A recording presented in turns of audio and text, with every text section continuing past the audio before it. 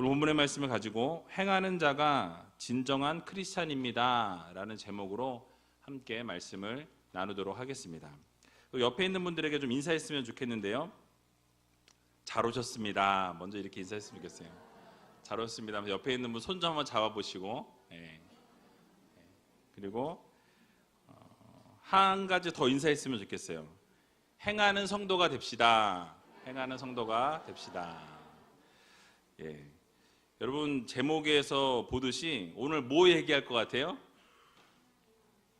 네? 행함에 대해서 얘기를 할 것 같죠. 그런지 아닌지 한번 같이 한번 여행을 떠나보겠습니다. 이 요한일서 1장 말씀을 보게 되면 우리가 뭐 읽진 않았지만요, 이 앞에 내용을 보게 되면 하나님은 빛이시다라는 대전제를 이렇게 딱 치고 나갑니다. 그래서 하나님께서는 무엇이다? 빛이시다라는 내용을 1장에서 이야기합니다. 이 대전제 아래서 성도 역시도 그럼 무엇이다? 성도도 빛이다 라고 말씀하세요. 하나님이 빛이시니 하나님의 자녀인 우리는 뭐죠? 빛이다 라는 것을 우리들에게 말씀합니다. 이런 삶을 살기 위해서 이 죄의 고백, 너희들이 지은 죄, 너희들이 하나님 앞에서 범죄한 것 뭐해라? 회개해라 라고 말씀하고 계세요. 빛의 자녀처럼 살기 위해서는 너희가 죄를 때로는 짓지만 그 죄 가운데 거하는 너희가 아니라 그 죄를 뛰어넘기 위해서는, 빛의 자녀처럼 살기 위해서는 어떻게 해라? 회개해야 한다라는 것이 바로 1장 전체의 주요 내용입니다. 그래서 이 회개와 자백이 뒷받침되어야만 빛의 자녀의 삶을 살아갈 수가 있다라고 말씀하고 있어요. 여러분들 빛의 자녀처럼 살고 계십니까? 여기서 아멘이 팍 이렇게 튀어나와야 되는데 주저하고 계세요. 그러니까 사도 요한은 그래서 오늘 본문에 그 1장의 뒤를 이어서 2장 말씀의 1절에서 6절의 말씀은 이 성도들이 이제 당연히 쫓아야 할, 따라야 할 그 규범에 대해서 언급을 하고 있는 것을 볼 수 있습니다.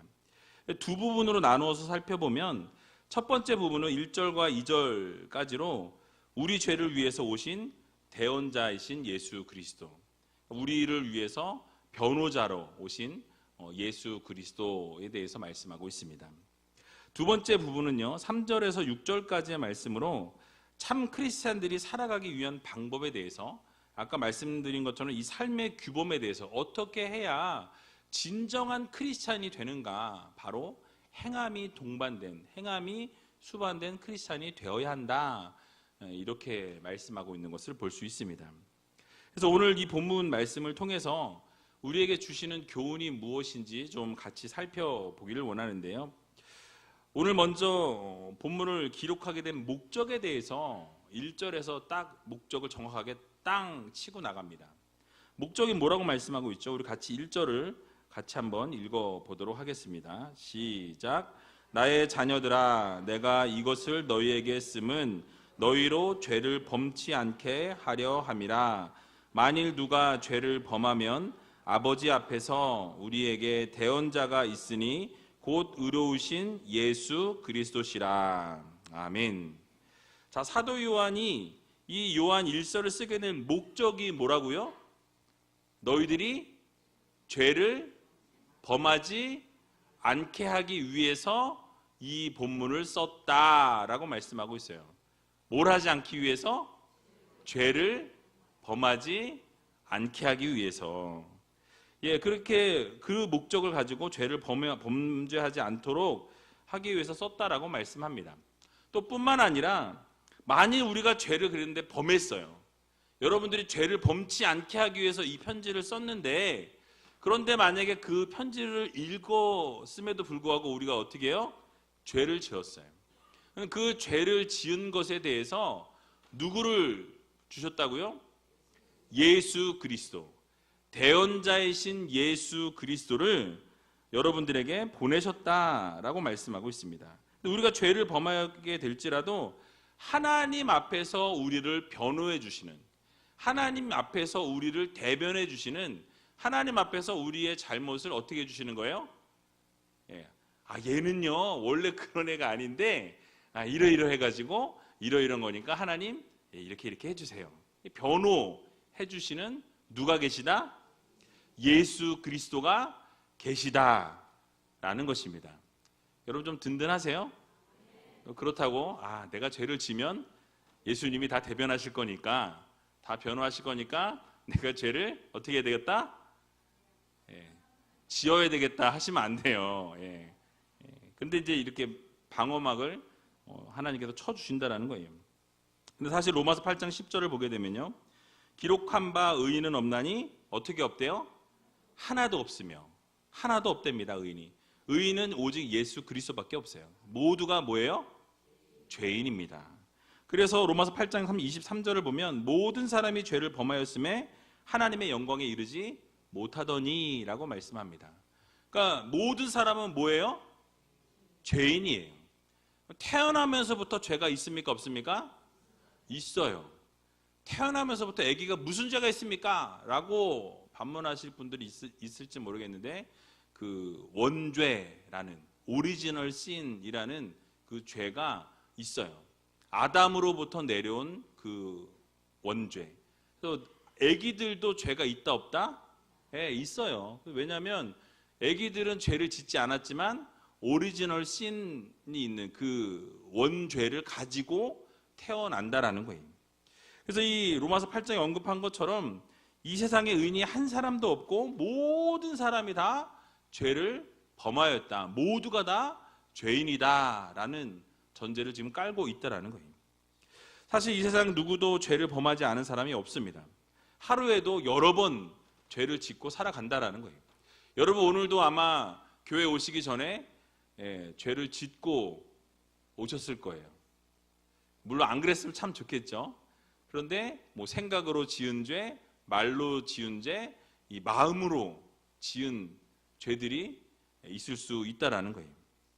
그래서 우리가 인간들은요 보편적으로 이 죄의 모습을 가지고 있어요. 죄의 성품을 가지고 있다라는 거예요. 그래서 우리 어린아이들이 거짓말을 안 할 것 같지만 어떻죠? 거짓말을 하더라는 거예요. 깜짝 놀랐어요. 거짓말을 가르쳐주지도 않았는데 우리 애들도 거짓말을 하더라니까요. 안 혼나려고, 어떻게든 자기를 방어하려고 그 순간을 모면하기 위해서 어떻게 해요? 거짓말을 하더라는 거예요. 분명히 먹은 껍질이 여기 있는데 먹은 사람은 없어요. 이거 누가 먹었니? 그러면 우리 애들 뭐라 그래요? 몰라요. 난 안 먹었어요. 다 안 먹었대요. 다 안 먹었는데 껍데기는 거기 있어요. 어제는 없었는데 오늘 있어요. 그럼 누군가 먹은 건데 자기네는 다 아니라고 얘기한다라는 거죠. 그런데 이렇게 우리가 모두 죄를 가지고 있는데 정말 감사한 것은요, 바로 오늘 본문에 말씀하는 것처럼 죄를 범한다 할지라도 누가 계세요? 예수 그리스도께서 계신다라는 거예요. 뭘 위해서? 우리를 대언하기 위해서, 여러분들을 변호하기 위해서, 여러분들 하나님 앞에서 모든 것들을 어떻게 해주시는 거예요? 감싸주고 안아주시기 위해서 예수 그리스도가 든든한 백으로 계시다라는 거예요. 여러분들은 다 핸드백을 다 가지고 있어요. 든든한 백, 예수 그리스도께서 항상 함께 하신다는 거예요. 여러분 여기서 이 대언자라고 쓰여진 헬라어 단어는요, 파라클레토스라는 단어를 사용하는데요, 이 단어는 의미가 곁에서 부르는 자라는 그런 의미입니다. 곁에서 부르는 자. 근데 이 의미로 쓰일 때 사실 하나님 곁에서 성도를 변호하고 성도를 대변하는 이 중보자의 역할을 하는 자라는 의미예요. 사실 여러분 이 얘기를 많이 들으셨죠? 이 얘기는 사실은 원래 성령님에 대해서 이야기할 때 이 단어를 많이 사용합니다. 그러니까 성령을 이야기할 때 중보자, 보혜사 성령이라는 이야기할 때 이 파라클레토스라는 단어가 사용된다라는 거예요. 근데 이 본문에서 오늘 이 단어에서 예수 그리스도를 말할 때도 이 보혜사 성령에게 사용되어진 동일한 단어를 사용하고 있다라는 거예요. 여러분, 이유가 무엇입니까? 바로 예수 그리스도를 지칭할 때 이 단어를 쓴 이유는 바로 뭐예요? 삼위일체 대신 예수 그리스도, 바로 성령을 늘 지칭하는 단어지만 이 자리에서는 예수 그리스도께서도 뭐 하시는 거예요? 삼위일체로 성령과 함께 이렇게 보혜사, 성령의 역할을 감당하신다라는 걸 우리에게 보여주고 있는 것입니다. 그래서 앞장인 1장에서도 사도 요한이 강조했던 것처럼 이 진정한 그리스도인들이라면 빛 가운데 행하는 삶을 따라야 하고 또 거룩한 삶을 살아야 한다라고 말씀합니다. 근데 그 이유가 무엇이냐면 아까 초반에 말씀드린 것처럼 하나님은 누구세요? 어떤 특성을 갖고 계세요? 빛의 특성을 가지고 계신다라는 거예요. 빛은 어둠과 함께 할 수 있습니까? 없습니까? 요즘에 새벽기도 제가 오면서 깜짝 놀란 게 밝아요. 얼마 전까지만 해도 끝나고 나가도 어두웠는데 요즘은 오는데 막 밝더라고요. 그러니까 빛이 있으면 어떻게 돼요? 어둠은 물러가게 돼 있어요. 어둠이 끝까지 나는 버틸 거야 이러면서 계속 버티면 끝까지 버틸 수 있나요? 절대 없습니다. 빛이 비추게 되면 어둠은 사라지게 되어 있다라는 거예요. 그래서 여러분, 빛과 어둠은 함께 할 수 없습니다. 근데 그럼에도 불구하고 우리는 하나님과 사귐이 있다. 나는 하나님을 사랑한다. 나는 하나님의 자녀다. 나는 하나님의 백성이다. 라고 이렇게 입으로는 말하는데요. 하루하루 삶 속에서 우리는 어둠 가운데 행할 때가 참 많이 있다라는 거예요. 죄를 짓고 하나님과 멀리하고 속이고 어둠 가운데 있는 하나님이 원하시지 않는 반대 방향으로 걸어갈 때가 많이 있더라는 것입니다. 그런데 또 감사한 것은 그럼에도 불구하고 우리가 우리의 죄를 어떻게 하면 자백하면, 여러분들이 회개하고 돌이키면 저는 미쁘시고 의로사 어떻게 하신대요? 우리 죄를 사하여 주신다고 말씀하고 있어요. 별로 기쁘지 않으신 것 같아요. 그래서 여러분, 우리가 모든 불의에서 우리를 깨끗게 하여 주시고 우리의 죄를 사해 주신다라고 말씀하고 있습니다.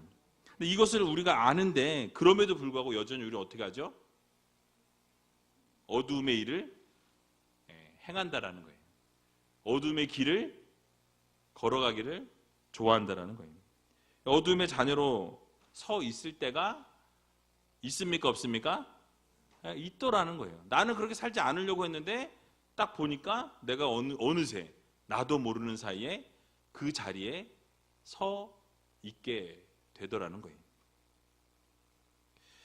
그래서 여러분, 우리는요, 예수님을 떠나서 예수 그리스도께서 걸어가신 그 삶을 따르지 못하고 내 마음대로 내가 원하는 대로 살아갈 때가 참 많이 있는 것을 보게 됩니다.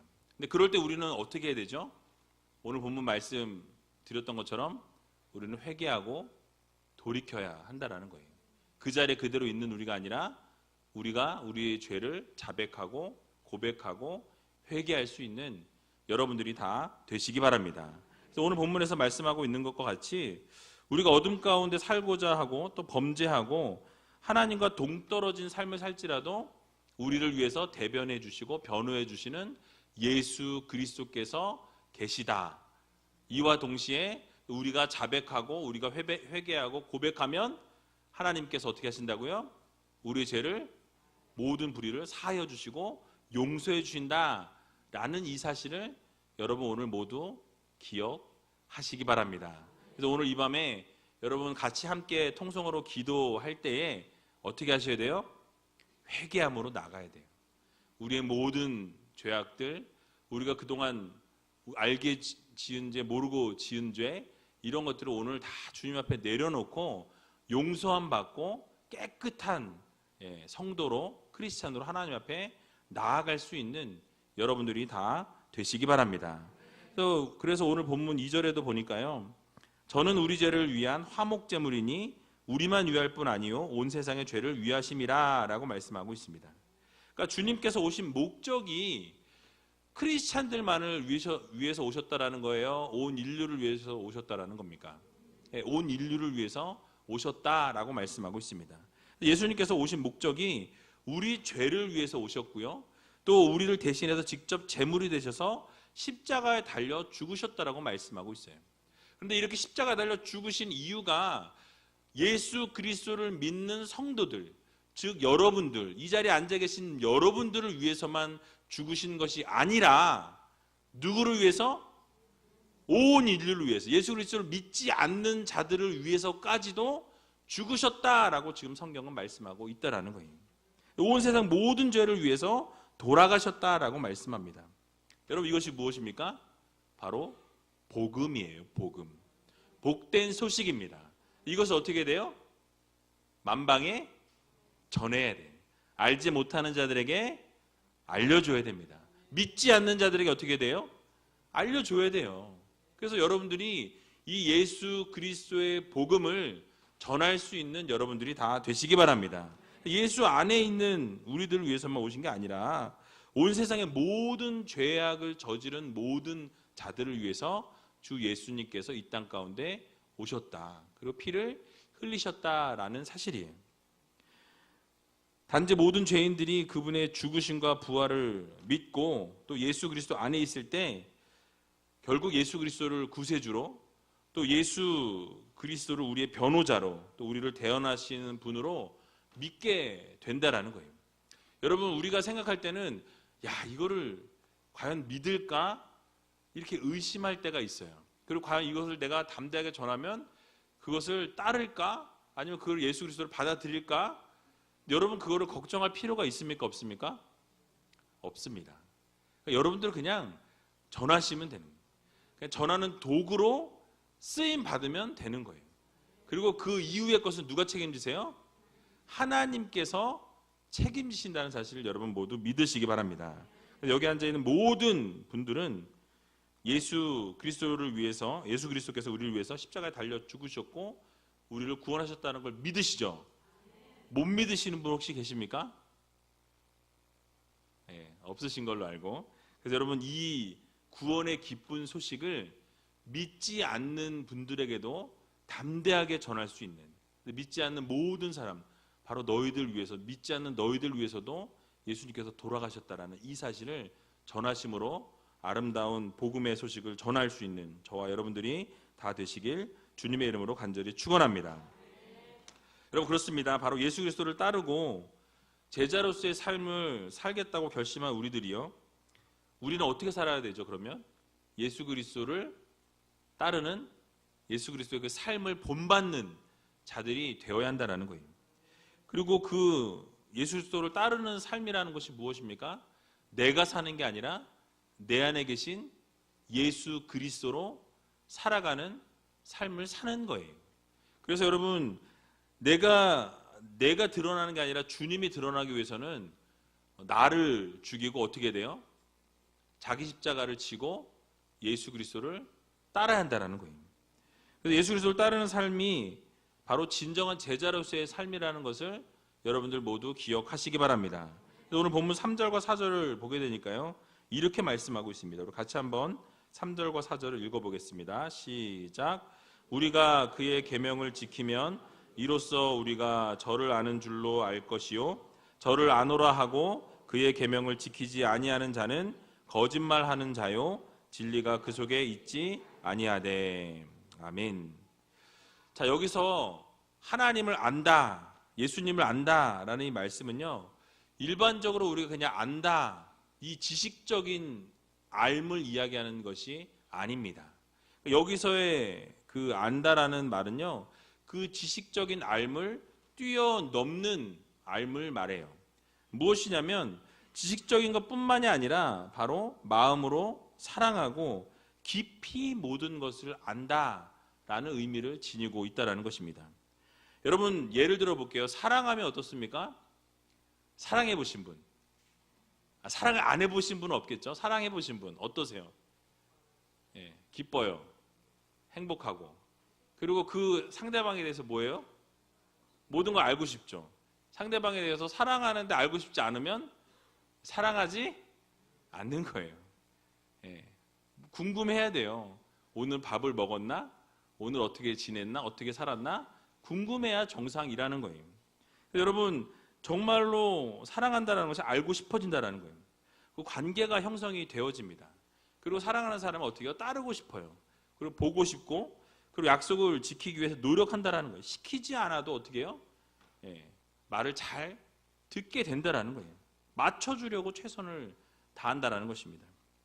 그런데 오늘 본문을 보니까요, 예수님을 아노라 하고 그분의 계명을 지키지 아니하는 자는 어떤 자라고 말씀합니까? 거짓말하는 자다라고 말씀합니다. 그러니까 예수님을 안다라고 이야기해놓고 예수님을 따르지 않으면은, 예수님의 계명을 지키지 않으면은 그게 정말 아는 거예요, 아니에요? 아는 것이 아니라고 지금 성경이 말씀하고 있는 것입니다.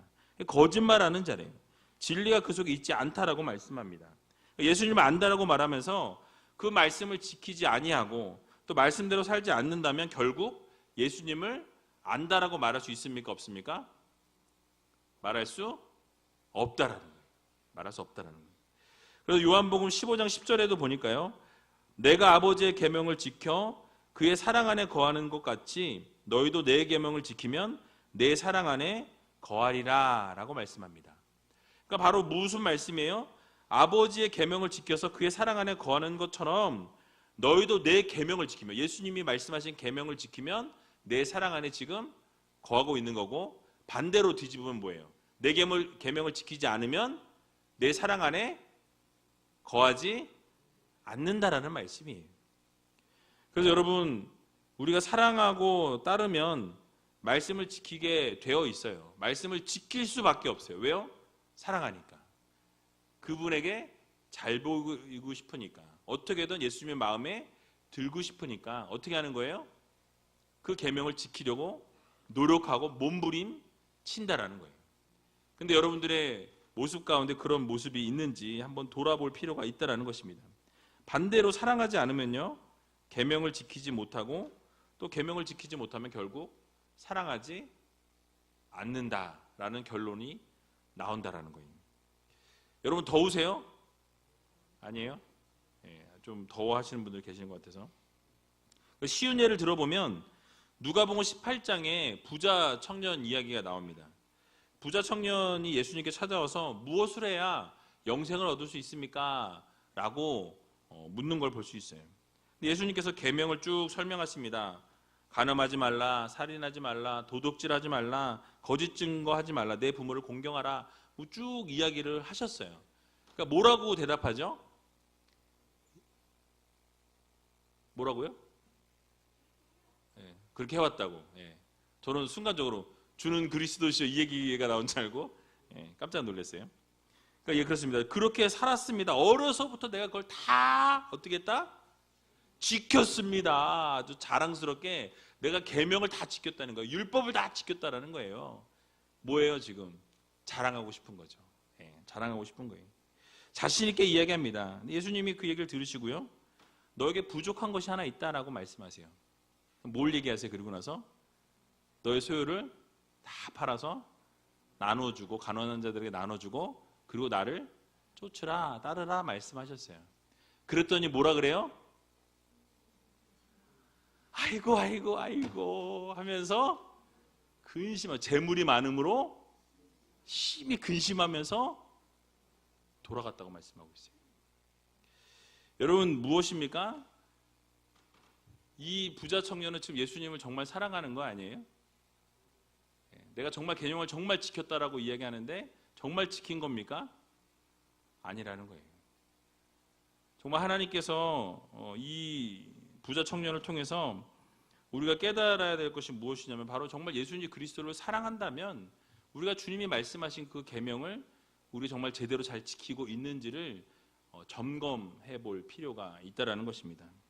모든 계명은요 다 지켰다라고 말하고 있지만 자신이 정말 지켜야 할 이웃 사랑, 물질의 마음을 다 뺏겨서 그것을 버리라고 말씀하실 때 그것을 버리지 못하는 그런 모습을 보여주었다라는 것입니다. 마찬가지입니다. 우리의 삶을 돌아볼 때 나는 크리스찬이고 나는 예수님을 사랑하고 하나님의 자녀고 백성이라고 말하면서 계명을 다 지켰다라고 또 성경을 말씀하면서 다 따랐다라고 우리가 이야기하지만 실제 우리의 삶 속에 과연 우리가 진정으로 하나님 말씀 가운데 거하고 그 세상 속에서 살아갈 때 빛으로 소금으로 얼마나 살아가고 있는가 우리 자신을 좀 돌아볼 필요가 있다는 것입니다. 여러분들 우리가 조심해야 될 것은요, 바로 예수 그리스도의 제자로 살아가겠노라고 예수 그리스도의 백성으로 살겠다라고 결심하고 작정할 때 그 삶 속에 무엇이 따라야 돼요? 반드시 행함이 동반되어야 한다라는 것입니다. 그러니까 내가 예수를 믿노라고 하면서 행함이 따르지 못하게 되면 그것이 진정한 믿음이 될 수 없다라는 거예요. 야고보서 2장 22절을 보게 되니까요, 내가 보거니와 믿음이 그의 행함과 함께 일하고 행함으로 믿음이 온전케 되었느니라 라고 말씀하고 있습니다. 무엇입니까? 바로 믿음이 갈 때는 행함이 어떻게 되는 거예요? 항상 수반된다라는 거예요. 그러니까 믿음이 있노라고 하면서 행함이 없으면 그 믿음은 죽은 믿음이다 라고 말씀하고 있습니다. 그래서 그 믿음이 정말 온전케 되는 것은 뭘로 인해서 온전케 돼요? 행함으로 인해서 그 믿음이 온전케 되어진다라고 성경이 말씀하고 있는 것입니다. 그래서 믿음과 행함은요, 언제나 같이 갑니다. 내가 믿음이 있으면 반드시 그 믿음에는 행함이 동반되어야 한다는 거예요. 또 행함이 있는 사람들은요, 바로 그 믿음이 있기 때문에 행함이 갈 수 있다는 거예요. 그래서 행함과 믿음은 항상 같이 움직여진다는 것, 여러분들이 꼭 기억하시기 바랍니다. 그래서 마태복음 7장 20절에도 보니까요, 그들을 열매로 알리라 라고 말씀합니다. 그래서 그들이 행함이 계속 가다 보면 결국 뭘 맺어요? 열매를 맺게 되어 있다는 거예요. 내가 열심히 살다가 내 뒤에 뭐가 맺혔는지 탁 돌아봤을 때 그 뒤에 뭐가 맺혀 있어야 돼요? 엄청난 열매들이 주렁주렁 달려 있어야 된다는 거예요. 그건 우리 다른 사람들은 몰라요. 누가 알아요? 하나님이 아시고 예수님도 아시고 여러분이 아세요. 여러분이 내가 과연 어떤 열매를 맺었나 탁 돌아보면 여러분들이 착 보면 압니다. 네, 알아요. 왜냐하면 여러분들이 열매를 여러분들이 맺는 걸 알기 때문에. 그래서 여러분, 우리의 삶이 물질을 바라보는 삶이 아니라 또 내가 원하는 것을 향해 걸어가는 우리가 아니라 정말 우리가 예수님께 딱 붙어가지고, 예수님은 뭐라고요? 포도나무요? 우리는 가지. 여러분, 가지는 어떻게 해야 돼요? 예, 나무에 좀 저리 가! 이래도 어떻게 해야 돼요? 죽으나 사나 그냥 붙어 있어야 돼요. 가지의 생명은요, 뭐예요? 나무에 붙어 있는 거예요. 나무에 붙어 있어야, 어떻게든 붙어 있어야 뭐예요? 열매를 맺을 수 있습니다. 저희 집에 드디어 살구가 열렸어요. 할렐루야. 근데 감은 못 열어가지고 버렸어요. 뽑아버리라고 해서 뽑았고 다시 새 거를 갖다 심어주셨어요. 근데 그게 벌써 바로 열매가 맺더라고요. 근데 이게 열릴지 안 열릴지 몰라요. 뒤에 요만한 감이 몇 개가 생겼어요. 그러니까 여러분, 그 열매를 바라보는 그 주인의 마음, 여러분들이 하나님의 그 계명을 따라 살면서 맺혀지는 그 삶의 열매를 보시면서 느끼시는 하나님의 마음 동일하다는 거예요. 여러분들이 어떤 열매를 맺고 살아가느냐, 그것을 하나님이 바라보고 계시다라는 이 사실을 여러분들 모두 기억하시기 바랍니다. 열매를 맺으며 살아가기 위해서는 세상과 타협하는 것이 아니라 어떻게 해야 돼요? 어떠한 일이 있어도 가지에 붙어 있어야 돼요. 절대로 가지를 떠나서는 열매를 맺을 수 없다. 여러분, 이거를 반드시 여러분 마음 깊이 새길 수 있는 저와 여러분들이 다 되시길 주님의 이름으로 간절히 축원합니다. 마지막으로 오늘 본문 5절과 6절을 보게 되면요, 또 같은 이야기를 하는데요, 같이 한번 5절과 6절을 읽어보겠습니다. 시작. 누구든지 그의 말씀을 지키는 자는 하나님의 사랑이 참으로 그 속에서 온전케 되었나니 이로써 우리가 저 안에 있는 줄을 아노라. 저 안에 거한다 하는 자는 그의 행하시는 대로 자기도 행할지니라. 아멘.